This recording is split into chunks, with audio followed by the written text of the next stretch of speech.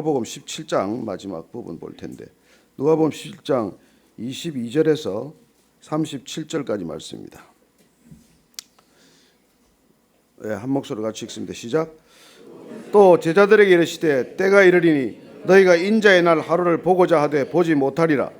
사람이 너희에게 말하되 보라 저기 있다 보라 여기 있다 하리라. 그러나 너희는 가지도 말고 따르지도 말라. 번개가 하늘 아래 이쪽에서 번쩍이어 하늘 아래 저쪽까지 비침같이 인자도 자기 날에 그러하리라. 그러나 그가 먼저 많은 고난을 받으며 이 세대에게 버린 바 되어야 할지니라. 노아의 때에 된 것과 같이 인자의 때에도 그러하리라. 노아가 방주에 들어가던 날까지 사람들이 먹고 마시고 장가들고 시집가더니 홍수가 나서 그들을 다 멸망시켰으며 또 롯의 때와 같으리니 사람들이 먹고 마시고 사고 팔고 심고 집을 짓더니 롯이 소돔에서 나가던 날에 하늘로부터 불과 유황이 비오듯 하여 그들을 멸망시켰느니라.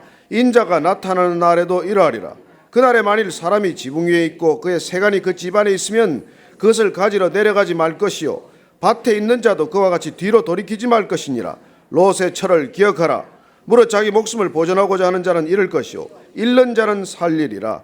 내가 너희에게 이르노니 그 밤에 둘이 한자리에 누워 있음에 하나는 데려감을 얻고 하나는 버려둠을 당할 것이요 두 여자가 함께 맷돌을 갈고 있음에 하나는 데려감을 얻고 하나는 버려둠을 당할 것이니라.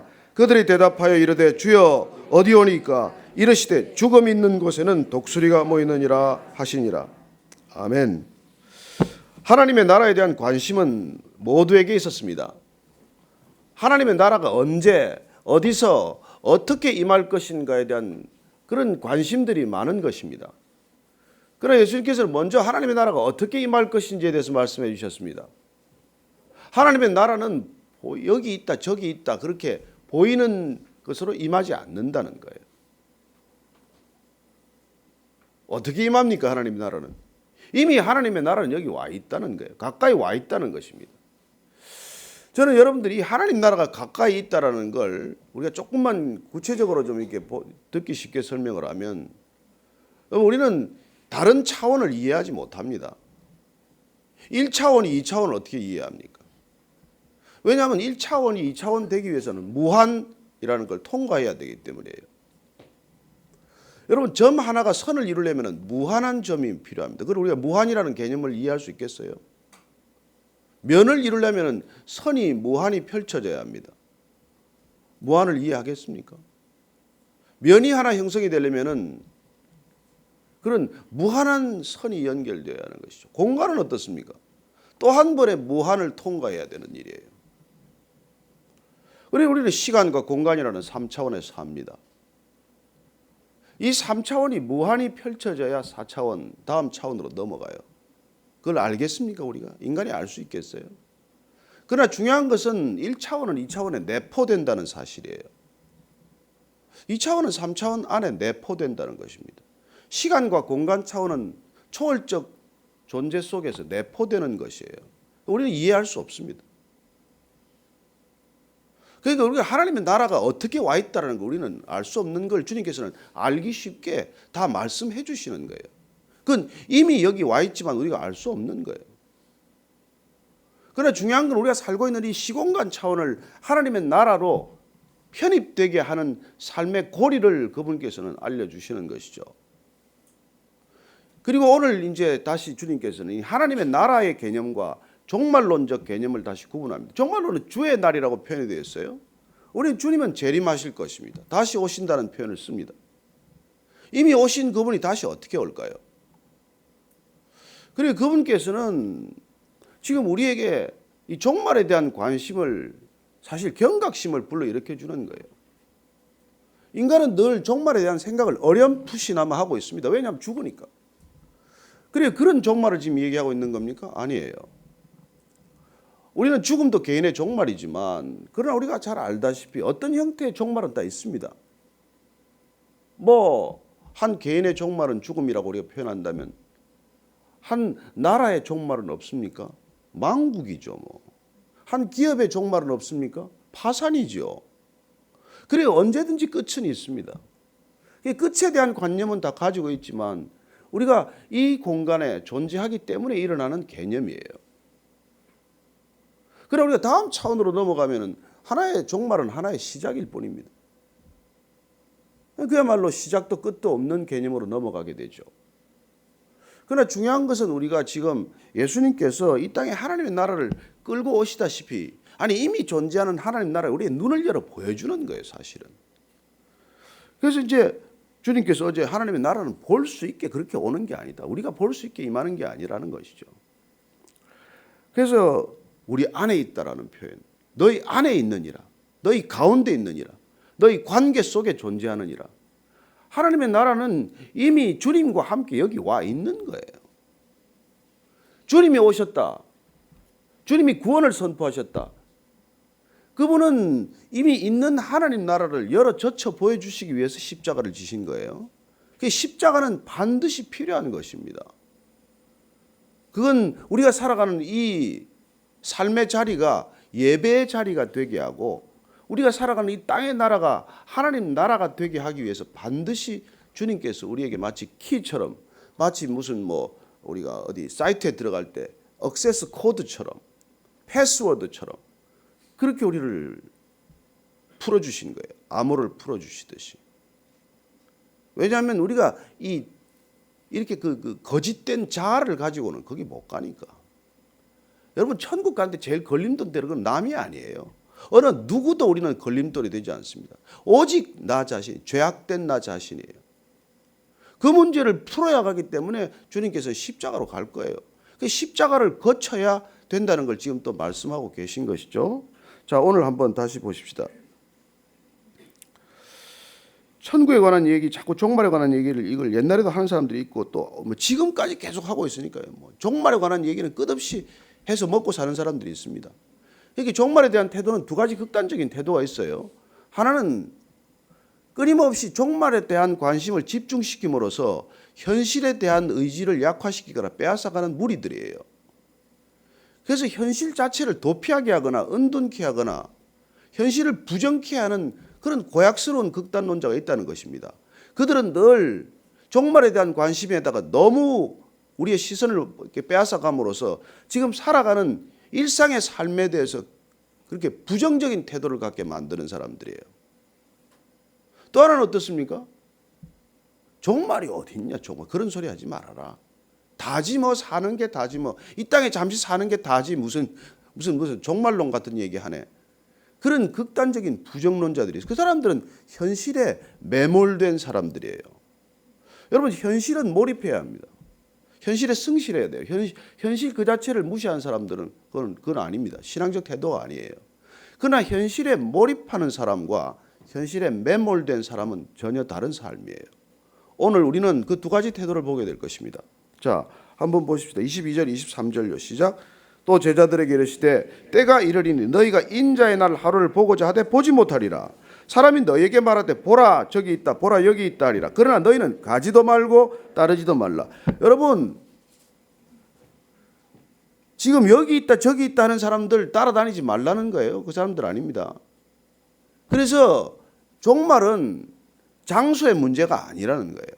시간의 문제도 아닙니다. 그 때와 시는 아무도 몰라요. 나도 모른다. 아버지만 아신다 그래요. 종말은 시간의 문제가 아니라는 거예요. 장소의 문제가 아니라 여기 있다 저기 있다의 문제가 아니라는 거예요. 자, 또 보십시다. 그러나 24절 시작. 번개가 하늘 아래 이쪽에서 번쩍이야 하늘 아래 저쪽까지 비침같이 인자도 자기 날에 그러하리라.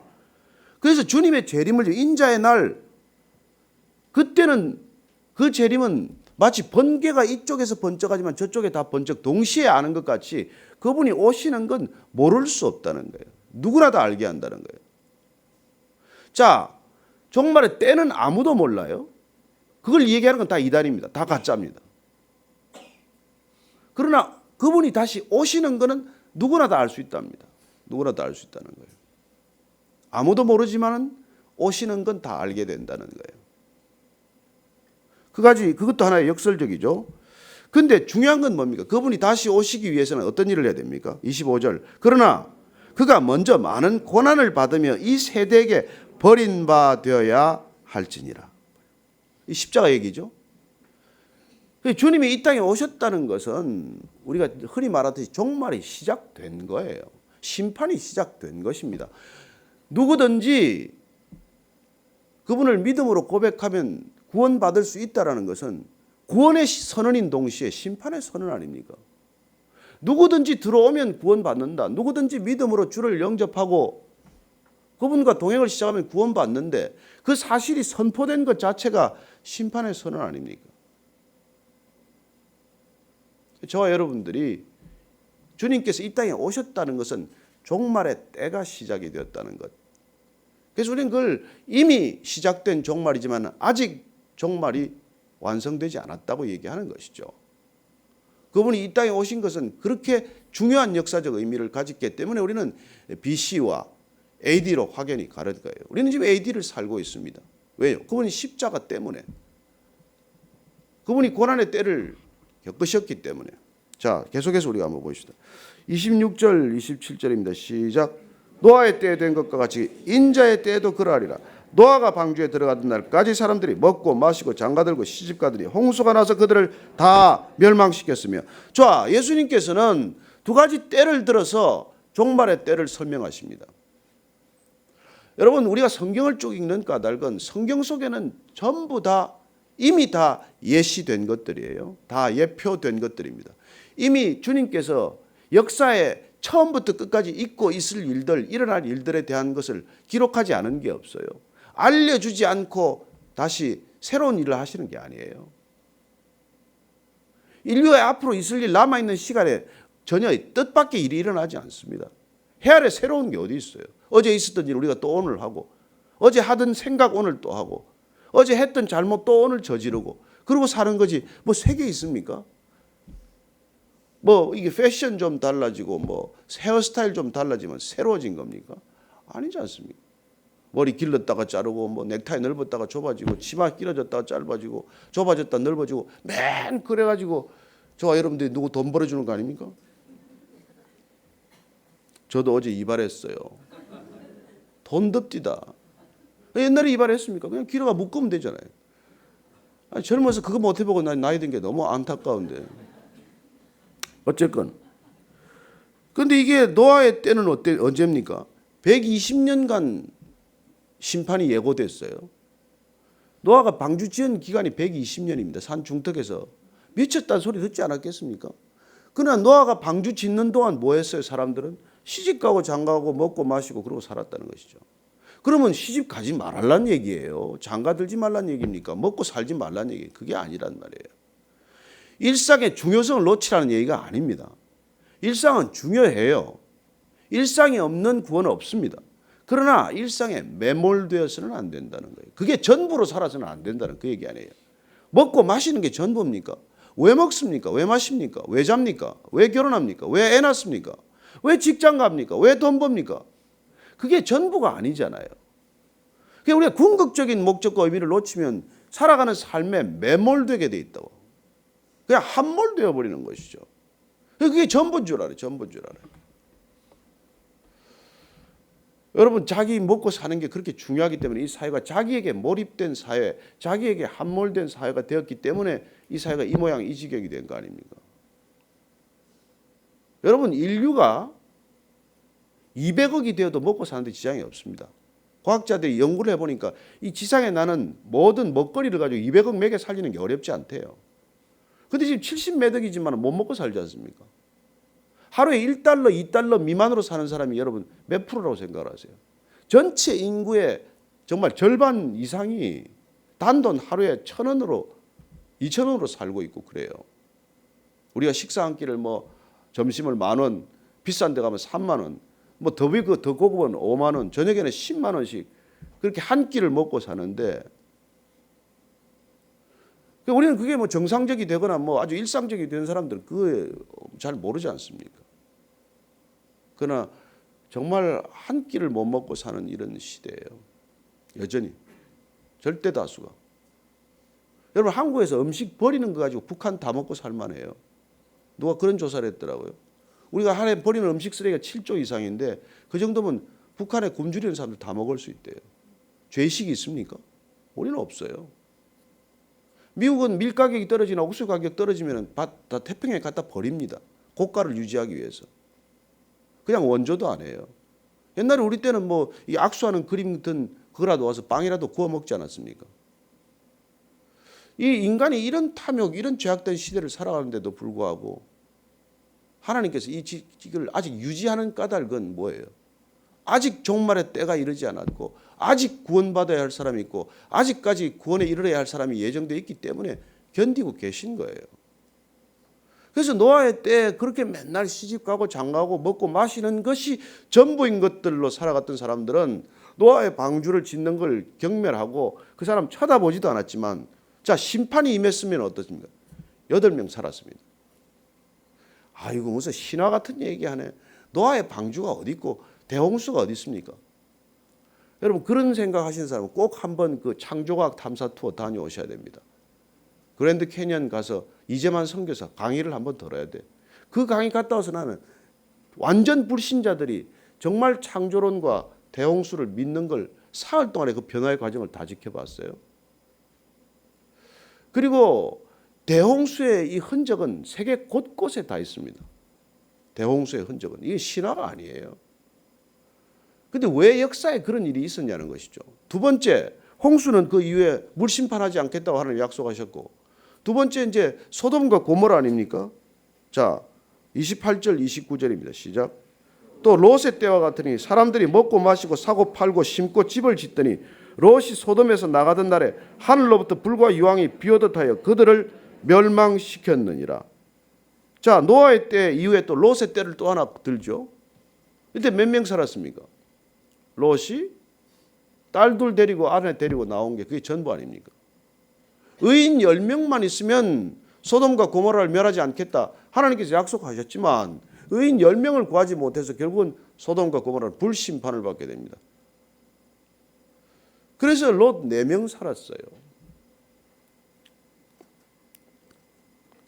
그리고 30절 말씀. 인자가 나타나는 날에도 이러하리라. 인자의 날, 심판의 날, 종말의 때는 그런 모습일 거라는 거예요. 그런 모습. 자, 그래서 그 이후에 이제 주님께서 이렇게 말씀합니다. 그날에 만일 사람이 지붕 위에 있고 그의 세간이 그 집안에 있으면 그것을 가지러 내려가지 말 것이요 밭에 있는 자도 그와 같이 뒤로 돌이키지 말 것이니라. 롯의 철을 기억하라. 자, 그런 날에 집에 뭐 있다고 다시 들어가서 그 세간 챙기다가 집이 무너져 죽는 사람들 있지 않습니까? 불이 나가지고. 그러니까 가진 소유, 내가 중요하다고 생각하는 것, 이 땅의 것들, 그거에 묶여서, 그거에 매여서, 그거에 그냥 마음을 빼앗겨서 그렇게 돌이키지 말라는 거예요. 이 이스라엘 가옥 구조는 집 밖에서 들어가서 이게 또 뭘 가져올 수 있는 이런 구조니까 무슨 일이 재난이 나면은 그런 일들이 흔히 일어났겠죠. 그리고는 롯의 철을 기억하라. 롯의 와이프를 기억하라는 거예요. 나왔어요. 구원됐어요. 받았습니다. 탈출했어요. 도망쳤습니다. 그런데 다 가다가 뒤를 돌아보다가 소금 기둥 되었다는 거예요. 그러니 자 보십시다. 이게 구원이라는 게 장소의 문제입니까? 시간의 문제입니까? 방법의 문제입니까? 구원의 본질이 뭐예요? 롯의 아내는 구원 받았습니까? 구원 못 받았습니까? 이런 문제를 우리가 깊이 생각해야 된다는 거죠. 빠져나오기까지는 했는데 과거를 되돌아보다가 일껏 어렵게 얻은 구원을 한순간에 놓쳐버리는 걸 보지 않습니까? 주님께서 뭐라고 그러세요? 이 같은 비유를. 쟁기를 가는 자는 뒤를 돌아보지 말아라. 뒤를 돌아보지 말아라. 저는 믿음이란 미래를 사는 힘이라고 생각합니다. 미래에서 현재를 내다보는 능력이라고 생각을 해요. 믿음은 이미 완성된 삶의 자리에서 지금 이 사태를 바라보기 때문에 늘 이걸 견인해 나가는 동력이 생기는 거예요. 이게 지금 롯의 철을 기억하라는 거예요. 오늘 우리가 이 말 한마디 그냥 듣고 가는 거예요. 롯의 철을 기억해라. 구원 받았어요. 근데 돌아보다가 소금 기둥 되고 말았어요. 우리가 다 구원받은 백성들입니다. 그러나 과거에 묶이지 않게 되기를 바랍니다. 죄로 돌아가지 않게 되기를 바랍니다. 토한 것을 도로 또 삼키게 되지 않기를 바랍니다. 이게 구원의 놀라운 은혜 아닙니까? 자, 그런 태도, 그런 구원받은 자로서 종말을 바라보는 관점과 구원받은 삶의 기본적인 태도를 이렇게 한마디로 주님께 정리해 주십니다. 33절 시작. 무릇 자기 목숨을 보존하고자 하는 자는 잃을 것이요 잃는 자는 살리리라. 이게 구원의 역설이고 신앙의 역설 아닙니까? 살고자 하면 죽는다. 죽고자 하면 산다. 신앙은 뭡니까? 한 번 죽고 두 번 사는 길 아니에요. 한 번 죽고 영원히 사는 길 아닙니까? 그런데 자칫하면 뭐예요? 이게 두 번 죽는다. 한 번 살고자 하다가 두 번 죽는다는 거예요. 한 번 살고자 하다 두 번. 살았으니 산 겁니까? 아니에요. 살아도 산 목숨도 아니에요. 그리고 죽고 나면 영원히 죽어요. 그러나 죽고자 하면 나를 죽이면 나를 버리면 그러면 죽은 것 같지만 살아요. 여러분 신앙의 길 간다고 여러분 뭐 고난을 겪건 뭐를 겪든 죽은 것 같은 목숨이 되는 때가 있어요. 이렇게 꼭 살아야 되나? 이렇게라도 사람이 살아야 되나? 이런 고난의 시간들이 있지만 그러나 그 살 소망까지 끊어진 것 그것까지 버려도 그래도 안 죽어요. 그리고 그렇게 죽고 나면 영원히 사는 길이 열리는 것이죠. 그게 우리가 다음 차원으로 넘어가는 거예요. 영생이라는 차원으로 넘어가는 길이에요. 이거 버려야 되지 않습니까? 이거 가지고 어떻게 가요? 이 몸 가지고 어떻게 갑니까? 그래서 이거 가지고 너무 그렇게 우리가 이걸 매몰되어서는 안 된다. 여기에 매몰되면 안 된다는 거예요. 이거 쓰는 동안은 좀 뭐 깨끗하게 쓸고 닦고 살아야 되겠죠. 우리가 집을 뭐 어수선하게 놓고 살죠. 살 수는 없지 않습니까? 그러나 그 집이 전부예요.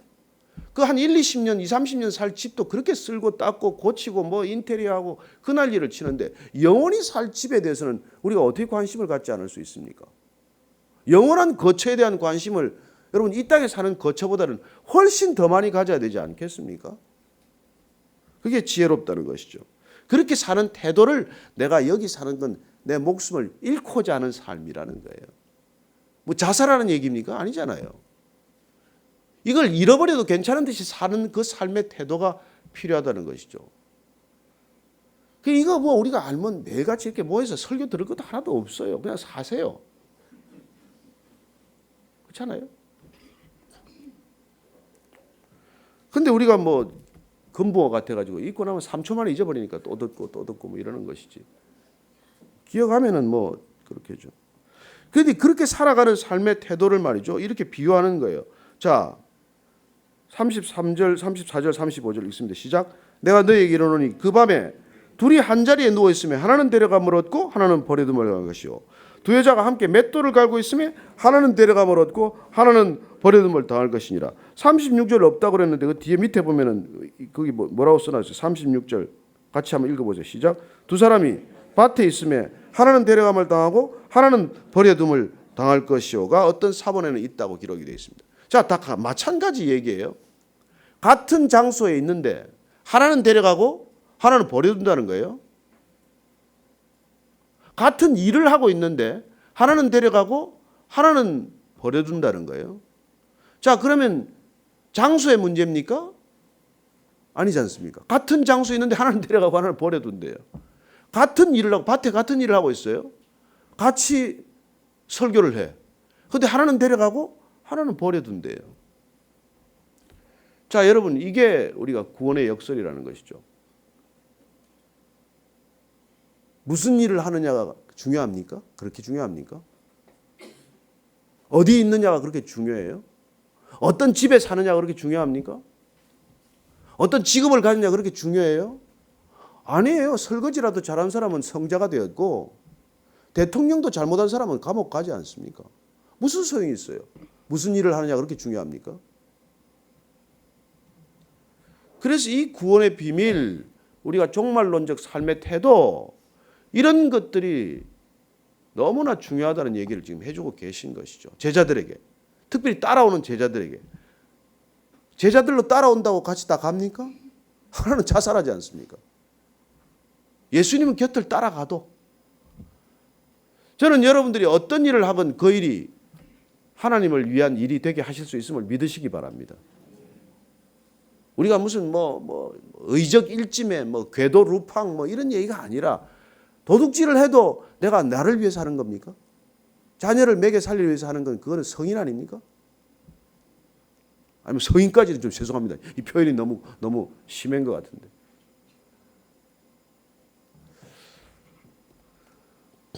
그게 이제 또 이 사람들, 이 제자들이 이렇게 얘기해도 잘 못 알아들었어요. 37절입니다. 시작. 주여 어디 오니까? 이르시되 죽음 있는 곳에는 독수리가 모이느니라 하시니라. 아니 종말은 장소의 개념이 아니다.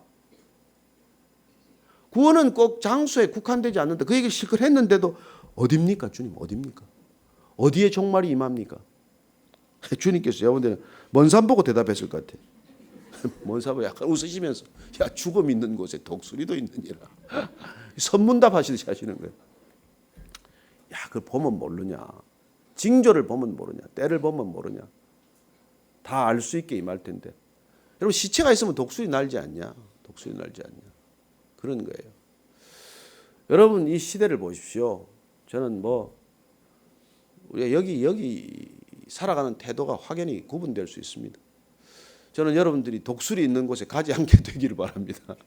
시체 있는 곳에 그렇게 즐겨 가지 않게 되기를 바랍니다. 이게 지금 마지막으로 얘기하고 끝내려고 하는데 옛날에 제가 술을 한잔 마시다 보면 한참 마시다 보면 전부 시체가 돼요. 다 쓰러져 가지고.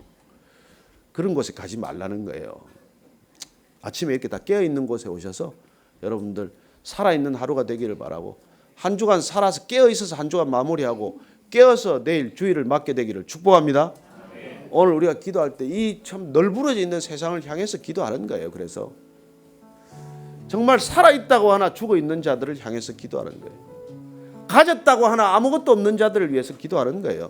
본다고 하나 장님이 된 저들을 위해서 기도하는 거예요. 애끓는 마음으로 애타는 마음으로 저들을 불쌍히 여기지 않고 부러워하면 여러분 아무것도 안 됩니다. 부러워할 사람 없습니다. 부러워할 곳도 없어요. 여러분들은 이미 하나님 나라에 들어와 있습니다. 하나님과 함께 살고 계세요. 하나님 모르는 자들을 위해서 기도하는 것 말고 기도할 것도 없습니다. 이 나라 이 민족을 위해서 기도하고 열방을 위해서 기도하는 것도 애타게 기도하는 까닭은 단 하나예요. 이거 좀 알게 하자고, 이거 좀 소식 좀 전하자고, 이 소식 전하는 발과 우리가 신발 되자고 기도하는 것 아닙니까? 한번 같이 기도하겠습니다. 특별히 섭섭한 사람을 놓고 기도하시게 되기를 바랍니다. 섭섭 귀신 타지 않도록 하나님 그 사람에 대한 긍휼함을 잃지 않게 하여 주옵소서. 불쌍한 마음 놓치지 않게 하여 주옵소서. 하나님 저들 먼저 구원하실 수 있다면 내 목숨 가져가도 좋습니다. 그런 마음의 태도를 잃지 않게 하여 주옵소서. 하나님 아버지 각자 우리 모두에게 그런 결단을 달라고 한번 같이 기도하겠습니다. 하나님 아버지 주님 나라가 다시 혼란으로 들어가고 있습니다. 하나님 대선을 앞두고 얼마나 출렁일지 모릅니다. 하나님 또 흑색 선전은 얼마나 난무할까요? 하나님 얼마나 진실 아닌 것들이 우리의 마음을 뒤흔들어 놓을까요? 주님께서 이 나라 이 민족을 다시 한번 불쌍히 정말 여겨주시고 긍휼을 베풀어 주시고 놓지 말아 주시고 주님 이 백성 쓰임받는 백성 되게 하여 주시되 하나님 다시 한번 주께서 이 시대를 이끌어갈 수 있는 정말 주의 마음에 합한 자 한번 세워주셔서 주님 우리가 주님의 말씀을 들고 주님의 마음을 들고 열방까지 흩어지는 민족 되게 하여 주옵소서. 마지막 끝까지 주께 붙들린 민족 되게 하셔서 하나님께 영광이 되는 주의 나라 주의 백성 되게 하여 주옵소서. 하나님 교회가 다시 깨어서 주 앞에 겸비한 교회가 되게 하시고 겸손한 교회, 살아있는 교회, 말씀이 흥하는 교회들 다 되게 하여 주옵소서. 성도들 한 사람 한 사람 정말 예배를 사모하는 주의 백성들 되게 하시고 주의를 사모하되 늘 말씀이 준비되게 하시고 깨어서 기도하게 하시고 그리고 기쁜 마음으로 주의 예배를 사모하는 예배자들 다 되게 하여 주옵소서. 하나님 우리가 오늘 오실지 내일 오실지 누구도 모르지만 그러나 시체가 있는 곳 독수리 떼가 있는 곳에 분별하고 가지 않듯 주님을 따르는 발걸음 가벼운 발걸음 되게 하시되 목적과 소명을 따라가는 걸음 되게 하시고 주님 복음을 전하는 아름다운 소식의 발걸음 다 되게 하여 주옵소서.